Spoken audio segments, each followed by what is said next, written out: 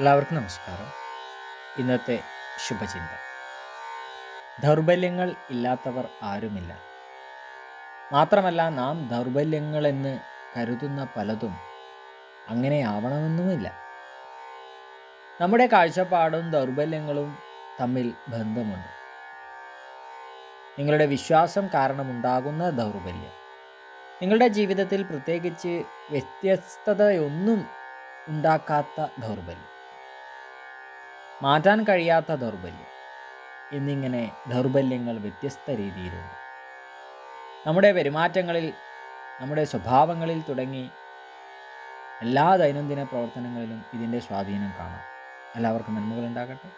എല്ലാവർക്കും ജീവിത വിജയം ഉണ്ടാകട്ടെ. നന്ദി, നമസ്കാരം.